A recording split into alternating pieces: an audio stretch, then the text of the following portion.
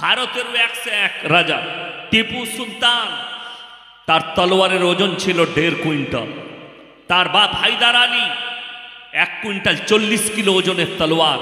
নবাব সিরাজউদ্দৌলার তলোয়ারটা 52 kilo ওজন।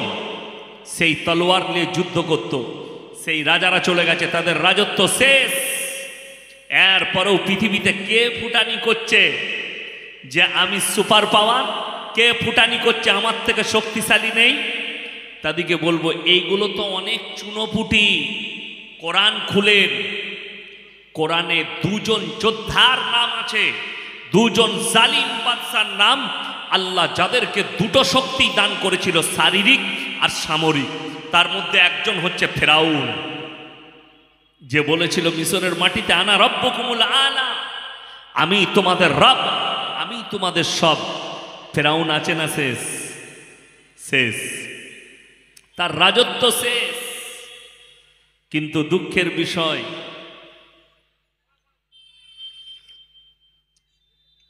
পৃথিবীতে আল্লাহকে যতজন চ্যালেঞ্জ করেছে আল্লাহ তাদেরকে বিনাশ করে দিয়েছে। ফেরাউনের চ্যালেঞ্জ ছিল, ফেরাউনের কাছে গণক্কর ছিল, গণক্কার। এখন আমরা যেদিকে জ্যোতিষী বলি, দেখবেন সন্তোষপুর স্টেশন মনে হয় কাছেই না, কাছে। এই সন্তোষপুর স্টেশনে আপনার হাওড়া স্টেশনে, কলকাতা চিতপুরে স্টেশনে দেখতে পাবেন গণক্কাররা বসে থাকে, ভবিষ্যৎ বলে হাত দেখে। আমাদের কিছু মুসলিমদেরও আছে, অমুসলিম ভাইদেরও আছে। গণক্কার হাত দেখে তারা ভবিষ্যৎ বলে। ফেরাউনের রাজ দরবারে ফেরাউনের কিছু ভাড়া করা গণক্কার ছিল। তারা হাত গুনে কি বলল জানেন? তুমি রেডি হও, এমন একজন সন্তান জন্মগ্রহণ করবে যে তোমার রাজত্বকে বিনাশ করবে। বলে আমার রাজত্ব শেষ করে দিবে? বলে হ্যাঁ, এমন একজন সন্তান জন্মগ্রহণ করবে মিশরের মাটিতে, তুমি কিন্তু শেষ। ফেরাউন বললে এক কাজ করো, তার সৈন্য সামন্তকে গোটা মিশরে খোঁজ লাগাও, যতগুলো মহিলা গর্ভবতী আছে। ফেরাউনের থেকে বড় জালিম পৃথিবীতে কেউ ছিল না। কয়েক লাখ শুধু কোলের শিশু বাচ্চাকে হত্যা করিয়েছে, জন্ম নিয়েছে কি বেটা ছেলে, হত্যা করে দাও। বেটা ছেলে হলি আমার দুশ্মন। কিন্তু আল্লাহর কসম খেয়ে বলছি, আল্লাহর কসম খেয়ে বলছি, আল্লাহ যাকে রাখবেন পৃথিবীর কেউ তাকে মারতে পারবে? কথা বলে, পৃথিবীর কেউ তাকে মারতে পারবে না। ফেরাউন চ্যালেঞ্জ ছুড়ল, আল্লাহর পাঠানো পয়গম্বরকে আমি হত্যা করে দেবো, তাকে আসতেই দেবো না। কিন্তু হযরতে মুসা নবী যে মায়ের গর্ভে ছিলেন, ওনার মায়ের নাম হচ্ছে ইউকাবিস, বাপের নাম ইমরান। হঠাৎ উনার মাকে দেখে মনে হয়নি যে উনি গর্ভবতী, কিন্তু পেটে বাচ্চা মুসা নবী, প্রসব যন্ত্রণা উঠেছে, বাচ্চা পয়দা হয়েছে। তার বাপ ইমরানের কানে আওয়াজ এলো, তোমার সন্তানকে একটা কাঠের বাস্কর মধ্যে পুড়ে নদীতে ভাসিয়ে দাও। সব কোরআনে লম্বা ঘটনা আছে। মুসা নবী, মুসা নামটা এমনি হয়নি, এটা অনেকজন মনে করবেন কোরআনে লেখা আছে মানে আরবি, আরবিতে লেখা আছে মু মানে পানি, সা মানে ভাসমান কাঠের পাত্র। এটা হচ্ছে মিশরের একটা প্রদেশে, যে প্রদেশে ফেরাউনের বাড়ি ছিল, ওই প্রদেশের ভাষা হচ্ছে শেরওয়ানি ভাষা। মু মানে পানি, সা মানে ভাসমান কাঠের পাত্র, তাই নাম হয়েছিল মুসা, ভেসে এসেছিল কাঠের পাত্রে। মুসা নবী ওই কাঠের পাত্র যখন ভাসানো হলো, আল্লাহ পানিকে হুকুম দিলেন, তুমি এই পানি ফেরাউনের রাজ দরবারে, যেখানে সকালবেলায় বিবি আসে আর ফেরাউন ঘোরাঘুরি করে, ওখানে লাগাও বাস্কটা। বাস্ক এসে ঠেকে গেল। ফজরের পরে সকালবেলায় রাজা রানী উঠে গার্ডেনে ঘুরতে গেছে, সমুদ্রে, আপনার নদীর কিনারায়, নীল নদের কিনারায় ঘাট করা আছে। দেখলো একটা সুন্দর বাস্ক, প্রজাদিকে বললে তুলে নিয়ে এসো। সবাই ঝটকা মারতে যাচ্ছে, বাস্ক খুলছে না। বিবি আসিয়া বলল ছাড়ো, আমাকে দাও। ঝটকা মেরেছে, বাস্ক খুলে গেছে, সুন্দর ফুটফুটে ছেলে খেলা করছে। ফেরাউন বলল, এটাই আমার দুশ্মন, কতল করে দাও একে। কিন্তু আমরা যে যেরকমই মরদ হয়, যে যেরকমই মরদ হয়, মারদানগিটা বাইরে, বিবির কাছে সব মাল ঠান্ডা। কথাটা বুঝতে পারিনি আমার? আমি আসিনি এখানে ফুটানি করছি, আমি বললাম এই চা নিয়ে এসো, তাড়াতাড়ি চা চলে এলো, আনছি হুজুর। অফিসার অফিসে গিয়ে বলবে এই নরেন চা নিয়ে আয়, আনছি স্যার। আপনি গিয়ে অফিসে বলবেন এই চা দে, আনছি স্যার। কিন্তু কেউ যদি বউ যদি থালা ধোয়, বউ যদি রান্না করার বলে কই তাড়াতাড়ি এক কাপ চা দাও, চুপ করে বসো আমি কাজ করছি দেখতে পাওনি, যাও দোকানে খেয়ে নাও। আচ্ছা ঠিক আছে, ওইখানে ঠান্ডা। ফেরাউন বললে একে কতল কর। কোরআন কি বলছে শুনেলেন? আসিয়া বলছেন কুররাতু আইনুল লি ওয়ালাক লা তাকতুলুহ, একে তুই কতল করতে পাবি না, এই বাচ্চা তোর আর আমার চোখকে ঠান্ডা করবে, একে সন্তানের মতো লালিত পালিত করব। ফেরাউন বললে বিবি বলছে তুমি কোলে তুলে নাও। কোলে তুলে নিয়েছে। মানুষ হচ্ছে কোথায়? রাজ দরবারে। জোরে বলুন না সুবহানাল্লাহ। আল্লাহ তাআলা নিজের নবীকে দুশ্মনের ঘরে লালিত পালিত করলেন, আর পৃথিবীর মানুষকে তাক লাগালেন, আমি যাকে রেখে দেবো পৃথিবীর মারার ক্ষমতা কারুর নেই। মুসা নবী লালিত পালিত হলো আল্লাহ দুশ্মনের ঘরে, যে চ্যালেঞ্জ ছুড়েছে আল্লাহ সেই জায়গায়। এরপরে আপনি চলুন, কাকে পৃথিবীতে দেখছেন শক্তিশালী? ইব্রাহিম আলাইহিস সালাতু ওয়াস সালাম। সেই যুগে আর একটা জালিম বাদশা ছিল, তার নাম হচ্ছে নমরুদ। ফেরাউনের অস্তিত্ব মিটে গেছে। নমরুদ ইব্রাহিম আলাইহিস সালাতু ওয়াস সালামকে আগুনে নিক্ষেপ করেছে।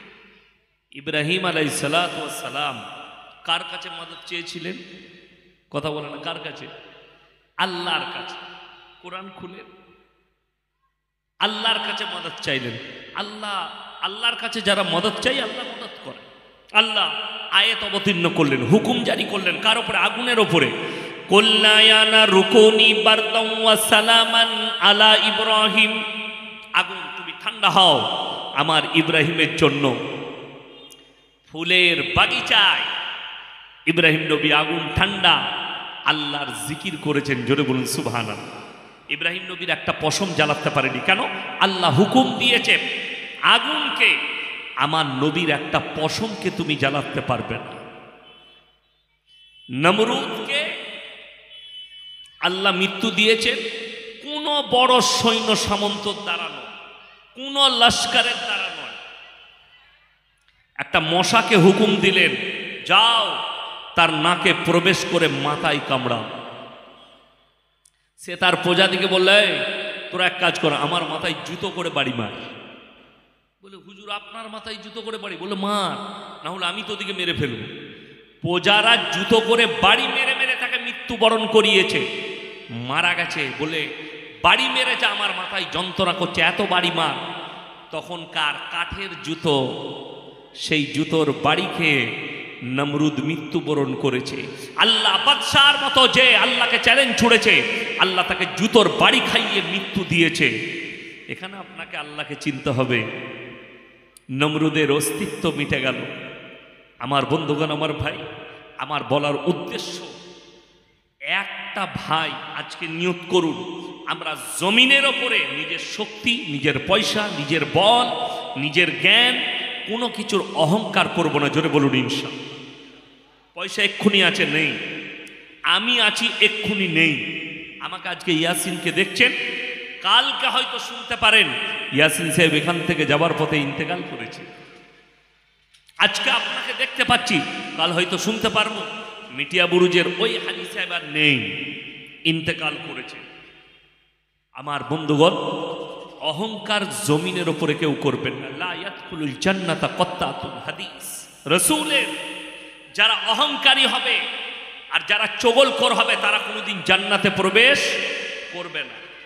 চগলখড়ি করবেন না, অহংকার করবেন না জমিনে। আমাদের কিছু যুবক আছে, শুনেন, যারা উস্তাখারের বেটা, বাপ ব্যবসা করে পয়সা করেছে, আর কলকাতায় গিয়ে দামি দামি কোম্পানির ড্রেস কিনে মিটিয়া বুড়ি যে ভাঁজ করে চলন মারো, ওই চলনটা বন্ধ করো।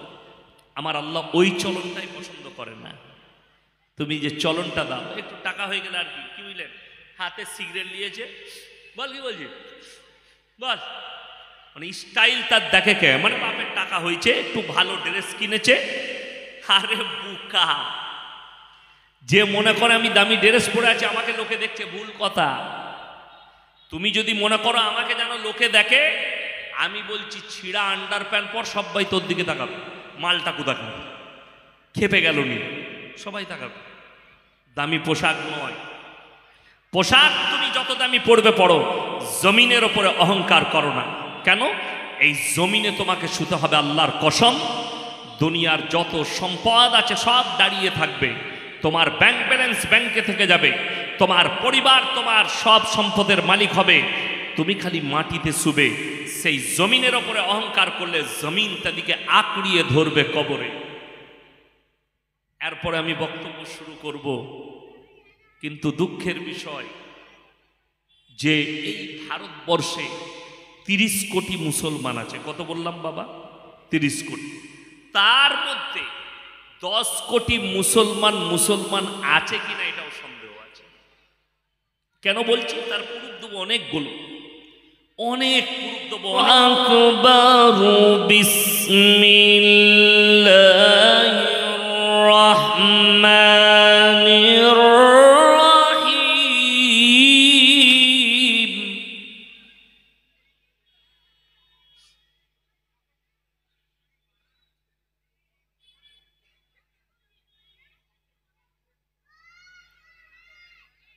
ইন্না আ'তাইনাকাল কাউসার ফসল্লি লিরাব্বিকা ওয়ানহার ফসল্লি লিরাব্বিকা ওয়ানহার।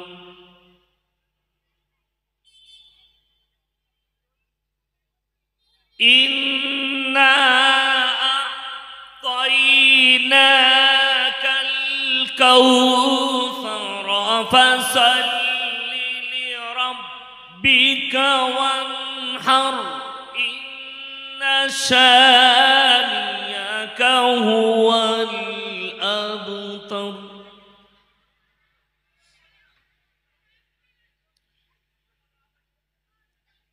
ফসল্লি লিরাব্বিকা ওয়ানহার ফসল্লি লিরাব্বিকা ওয়ানহার ইন্না শানিয়াকা হুয়াল আবতার। সাদাকাল্লাহুল আযীম। আলহামদুলিল্লাহি রাব্বিল আলামিন والصلاة والسلام على رسوله الكريم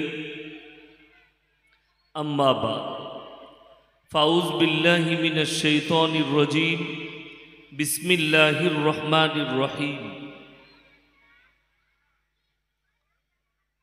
اقرأ باسم ربك الذي خلق خلق الإنسان من علق اقرأ وربك الأكرم الذي علم بالقلم علم الإنسان ما لم يعلم وإلى مدين آخر فأعوذ بالله من الشيطان الرجيم بسم الله الرحمن الرحيم ألهاكم التكاثر حتى زرتم المقابر كلا سوف تعلمون ثم كلا سوف تعلمون كلا لو تعلمون علم اليقين لترون الجحيم ثم لترونها عين اليقين ثم لتسألن يومئذ عن النعيم وإلى مدين آخر فأعوذ بالله من الشيطان الرجيم بسم الله الرحمن الرحيم يا أيها الذين آمنوا استعينوا بالصبر والصلاة إن الله مع الصابرين إلى آخر الآية খায়রুকুম মান তাআল্লামাল কুরআন আল্লামাহু কামা ক্বালা আলাইহিস সালাতু ওয়াত তাসলিম। মাননীয় শ্রদ্ধের উলামা ইকরাম, হুফাজে ইকরাম এবং আমার জ্ঞানী গুণী মানী সম্মানী মাননীয় শ্রোতা মণ্ডলী, পর্দার অন্তরালে পর্দা নসিব মায়েরা এবং বোনেরা, আল্লাহর বড় দয়া, কৃপা, ভালোবাসা আমাদের প্রতি, গোটা বিশ্বের প্রতি। সবাই আল্লাহর শুকর আদায় করে হৃদয় থেকে বলি আলহামদুলিল্লাহ। তারপরে পড়ি বিশ্ব নবী জানাবে মুহাম্মাদুর রসুল আল্লাহ, সকলে বলুন সাল্লাল্লাহু আলাইহি ওয়াসাল্লাম। তিনার প্রতি শতকোটি দরুদ বর্ষিত হোক, বলুন আমিন সুম্মা আমিন। সবাই একবার দরুদে ইব্রাহিম পাঠ করি। আল্লাহুম্মা সাল্লি আলা মুহাম্মাদিন ওয়া আলা আলি মুহাম্মাদ কামা সাল্লাইতা আলা ইব্রাহিম ওয়া আলা আলি ইব্রাহিম ইন্নাকা হামিদুম মাজিদ। আল্লাহুম্মা বারিক আলা মুহাম্মাদিন ওয়া আলা আলি মুহাম্মাদ কামা বারাকতা আলা ইব্রাহিম ওয়া আলা আলি ইব্রাহিম ইন্নাকা হামিদুম মাজিদ। গুটি কয়েক কথা আলোচনা করব। আল্লাহ আমাদের সকলকে আমলের তৌফিক দান করব, আল্লাহুম্মা আমিন। আমি প্লিজ অনুরোধ করব, লাস্টের দিকে যে সমস্ত ভাইরা দাঁড়িয়ে আছেন একটু জায়গা খুঁজে বসে যান, রাস্তাটা সাইড দেন, গাড়ি এলে যেন কোনো মানুষের ক্ষতি না হয়, কষ্ট না হয় যাতায়াতের। এই দায়িত্ব আপনাদের সকলের। কমিটির যে ভলেন্টিয়ার ভাইরা আছেন তাদেরকে বলবো ভাইদিকে নিয়ে এসে বস করিয়ে দেন জায়গা খুঁজে খুঁজে। আপনাদেরকে অনুরোধ করছি, কোনো মানুষ যেন কষ্ট না পায়, আপনার দ্বারা আপনার ব্যবহারে চালচলনে যেন কষ্ট না পায়। রাস্তা তো যাতায়াত করছে। আমার প্রত্যেকটা দিন দরদি ভাই, আমি আলোচনা শুরু করার আগে কয়েকটা গুরুত্বপূর্ণ কথা বলবো, তারপরে আমি আমার আলোচনা শুরু করব। দেখুন, আমরা মানুষ তো, এই ইনসান শব্দটা নিসিয়ান থেকে এসছে। নিসিয়ান থেকে ইনসান শব্দ এসছে। মানুষ মানে হচ্ছে ভুলে যাওয়া, ভুল করবে তবে মানুষ। ভুল কাদের নেই? ফেরিস্তা। আল্লাহ যারা ফেরিস্তা আছে ভুল তাদের হবে না। ফেরিস্তাদের কাজ আর মানুষের কাজের মধ্যে আল্লাহ পার্থক্য দিয়েছে। ফেরিস্তাদের কাজ হচ্ছে অনলি ফর আল্লাহর হুকুম পালন করা, অনলি ফর। তাদের ব্যবসা নেই, বাণিজ্য নেই, খাওয়া দাওয়া নেই, তাদের আদার্স কোনো কাজ নেই।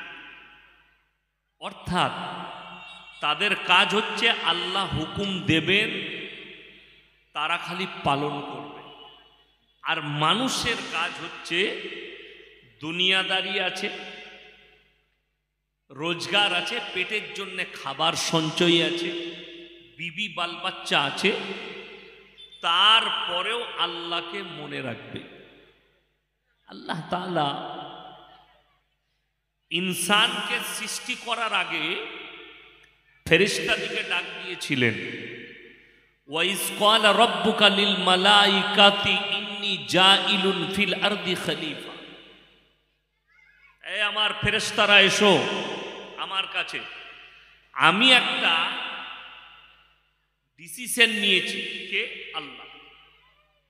আমি আমার খলিফা পাঠাতে চাই। খলিফা মানে হচ্ছে প্রতিনিধি।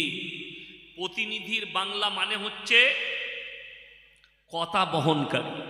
আমি পৃথিবীতে পাঠাতে চাই। তো ফেরেশতারা উত্তর কি দিয়েছিল জানেন? ক্বালু আতাজআলু ফিহা মান ইফসিদু ফিহা ওয়া ইয়াসফিকুদ দিমা ওয়া নাহনু নুসাব্বিহু বিহামদিকা ওয়া নুকাদ্দিসু লাক।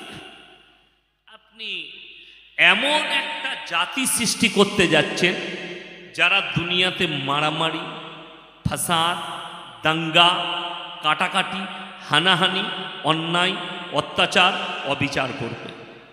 আমার আল্লাহ ফেরেশতাদেরকে কি উত্তর দিয়েছিল জানেন?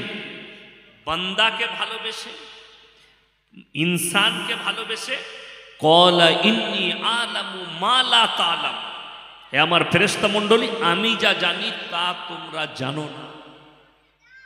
জোরে বলুন সুবহানাল্লাহ। আমি যা জানি তা তোমরা জানো না, অর্থাৎ এটাই আমার ডিসিশন, আমি আমার খলিফা পাঠাবো। আচ্ছা বলুন তো, বর্তমানে এই আল্লাহর পাঠানো প্রতিনিধি মানুষ, এরা ফিতনা ফাসাদ করছে না করেনি? আল্লাহ তাআলার কাছে ফেরেশতাদের যে অভিযোগ ছিল, অভিযোগটা সত্য না মিথ্যা? কথা বলেন। সত্য। আজকে তার বহু প্রুফ আছে, প্রুফ পাওয়া যাচ্ছে, প্রুফ আমরা দেখতে পাচ্ছি। মানুষ ফিতনা ফাসাদ, লড়াই ঝগড়া ঝাঁটি সব কিছু চলছে। আমার বন্ধুগণ, আমার ভাই, এই যে ভাই আপনারা যারা আসছেন, এই যে আপনারা সামনে আসুন, এই বাচ্চাগুলোকে পেছনে করেন তো। এই কমিটি ছেলেরা কই, বাচ্চাগুলোকে পেছনে করো, সামনে বড় লোক দিকে দাও। যাও, উঠো, তোমরা পেছনে চলে যাও, খেলা করো। বাচ্চাগুলোকে পেছনে বসান, কথা বলতে আমার সুবিধা হবে। যারা বয়স্ক ভাই আছেন সামনে আসুন, বাচ্চাগুলোকে পেছনে পাঠিয়ে দেন। আপনারা সামনে চলে আসুন, মাশাআল্লাহ। হ্যাঁ, উঠে আসুন, সামনে কাতারে আসুন।